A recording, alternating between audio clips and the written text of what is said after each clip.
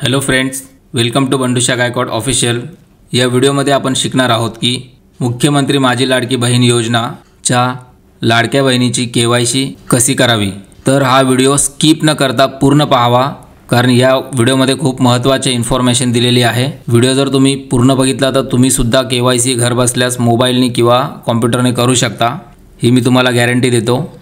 तर चला मित्रांनो, व्हिडिओ सुरू करूया।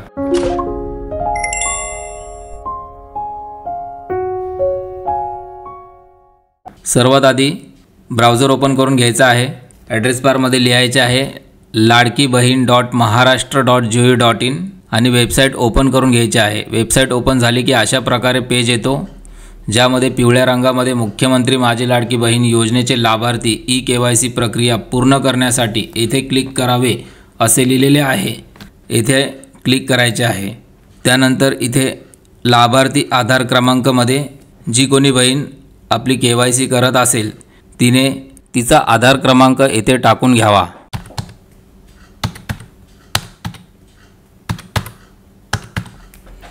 त्यानंतर कॅप्चाच्या बॉक्समध्ये बाजूला दिलेला कॅप्चा जसाच्या तसा टाकून घ्यायचा आहे।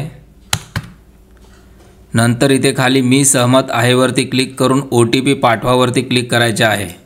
इथे थोडा वेळ वाट बघायची आहे OTP जाईपर्यंत।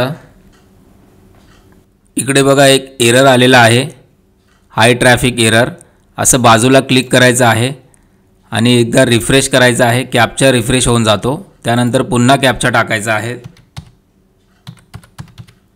आणि खालती OTP पाठवावरती क्लिक करायचे आहे। पूर्ण महाराष्ट्रातील लोक ही केवायसीची प्रक्रिया करत असल्यामुळे साईटवरती लोड आहे, त्यामुळे अशा प्रकारचे एरर येतात। तर घाबरून जायचं नाही आहे, साईटला क्लिक करायचं आहे, पुन्हा नवीन कॅप्चा टाकून घ्यायचा आहे आणि पुन्हा मी सहमत आहे वरती क्लिक करून OTP पाठवायचा आहे आणि OTP येण्याची वाट बघायची आहे। OTP गेलेला आहे आणि OTP टाकण्यासाठी इकडे 10 मिनिटाचा वेळ असतो, तर 10 मिनिटाच्या आत OTP टाकायचा आहे। OTP टाकलेला आहे। त्यानंतर खाली सबमिट करा वरती क्लिक करायचं आहे आणि इकडे थोडा वेळ वाट बघायची आहे। त्यानंतर अशा प्रकारचा पेज येईल। इथे वडिलाचा किंवा पतीचा आधार क्रमांक असे लिहिलेले आहे। इथे तुमच्या आधार कार्डवरती ज्यांचे नाव असेल, जर वडिलांचे नाव असेल तर वडिलांचा आधार नंबर टाकायचा आहे आणि पतीचे नाव असेल तर पतीचा आधार नंबर टाकायचा आहे। लग्न होण्याअगोदर योजनेचा लाभ घ्यायला सुरुवात केलेल्या लाडक्या बहिणींनी आता लग्न केलं आणि लग्नानंतर पतीचं नाव आलेलं आहे, अशा बहिणींनी इथे पतीचा आधार नंबर टाकावा, कारण आता त्यांच्या आधार कार्डवरती पतीचं नाव आलेलं असेल म्हणून।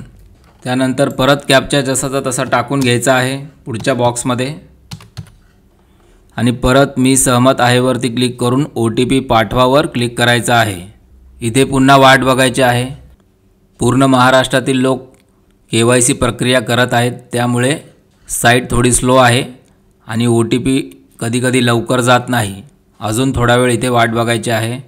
कधीकधी OTP जायला 2 ते 5 मिनिटे सुद्धा लागतात, आपल्याला वेट करायचं आहे। हाय ट्रॅफिक एरर आलेला आहे, अशा प्रकारचे एरर येऊ शकतात, घाबरून जायचं नाही। बाजूला क्लिक करायचं आहे आणि एकदा रिफ्रेशवरती क्लिक करून परत कॅप्चा बदली झालेला असतो, तो कॅप्चा टाकून घ्यायचा आहे आणि परत मी सहमत आहे वरती क्लिक करून OTP पाठवावर क्लिक करून OTP पाठवायचा आहे।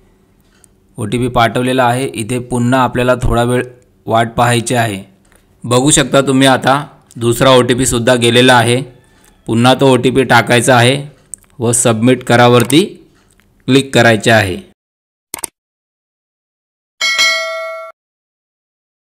OTP टाकून झालेला आहे, सबमिट करावरती क्लिक करायचे आहे। सबमिट करावर क्लिक झालेले आहे। इथे पुन्हा थोडा वेळ वाट बघायची आहे। त्यानंतर असा पेज ओपन होतो। इकडे ऑप्शन आलेला आहे, इथे तुम्ही वरती वाचू शकता वडिलाचे पतीचे नाव। आता इथे कन्फ्यूज नाही व्हायचं आहे। सर्वात आधी तुम्हाला हे कन्फर्म करून घ्यायचं आहे की तुम्ही ज्यांचा पण आधार नंबर टाकला होता वडिलांचा किंवा पतीचा, त्यांचंच नाव खाली आलं आहे का, नाव बरोबर असेल। पुढच्या कॉलममध्ये जात प्रवर्ग ऑप्शन आहे, इथे निवडावरती क्लिक करायचं आहे। प्रत्येकाला आपली जात माहिती असते, जातींची नावं दिलेली आहेत, त्याप्रमाणे आपली जात निवडून घ्यायची आहे।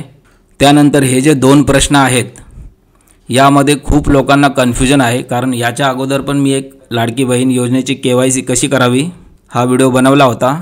त्यावरती मला खूप कमेंट आल्या होत्या आणि कॉलही आले होते आणि खूप लोकांचं या दोन प्रश्नांवरती कन्फ्युजन होतं। त्यासाठी मी एक वेगळा व्हिडिओ बनवलेला आहे। तो व्हिडिओ तुम्ही बघितला तर तुमचं सर्व कन्फ्युजन दूर होऊन जाईल। तर चला बघूया तो व्हिडिओ। तुमच्या कुटुंबामध्ये कोणी भारत सरकार किंवा राज्य सरकारमध्ये नोकरी करत आहे का? होय, माझ्या कुटुंबात कोणीही सरकारी नोकरी करत नाही। तुमच्या कुटुंबामध्ये कोणी सेवानिवृत्त आहे का की ज्यांना सेवानिवृत्ती वेतन मिळत आहे असे? म्हणजेच कोणीही सेवानिवृत्तीनंतर निवृत्ती वेतन घेत नाहीत, होय की नाही सांगा? होय, माझ्या कुटुंबात कोणालाही सरकारी किंवा कसलीही पेन्शन मिळत नाही।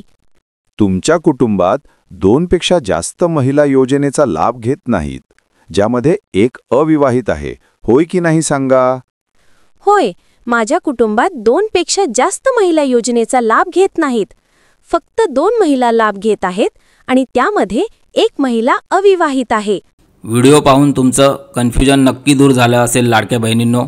तर चला आता दोन्ही ठिकाणी होय निवडून घ्यायचं आहे आणि खाली उपरोक्त 1 व 2 मध्ये देण्यात आलेली माहिती खरी असून खोटी आढळल्यास खोटी माहिती दिल्याप्रकरणी सक्त कारवाईस पात्र राहील या बॉक्समध्ये इथे टिक करायचे आहे आणि सबमिट करावर क्लिक करायचे आहे।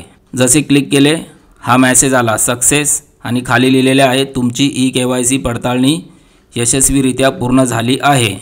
त्यानंतर असा बाजूला क्लिक करायचं आहे। आता पुन्हा आपण तोच लाडक्या बहिणीचा आधार क्रमांक टाकणार आहोत ज्यांची आपण KYC केलेली आहे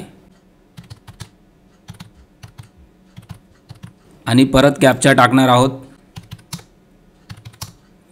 पुन्हा मी सहमतवरती क्लिक करून OTP पाठवावरती क्लिक करायचं आहे। ही प्रोसिजर आहे की आपली KYC झाली की नाही ते कसे पाहावे याची। तर तुम्ही पाहू शकता वॉर्निंग लिहून आलेली आहे आणि इथे खाली लिहिलेले आहे या आधार क्रमांकाची KYC प्रक्रिया पूर्ण झालेली आहे। तर लाडक्या बहिणींनो, व्हिडिओमध्ये दिलेली माहिती तुम्हाला कशी वाटली? व्हिडिओ आवडला असेल तर व्हिडिओला एक लाईक नक्की करा। तुमच्या मित्रमैत्रिणींसोबत व दुसऱ्या लाडक्या बहिणींसोबत हा व्हिडिओ शेअर करा आणि अशाच महत्त्वपूर्ण व्हिडिओंसाठी आमच्या चॅनलला सबस्क्राईब करायला विसरू नका। भेटूया नेक्स्ट व्हिडिओमध्ये। तोपर्यंत जय हिंद, जय भारत।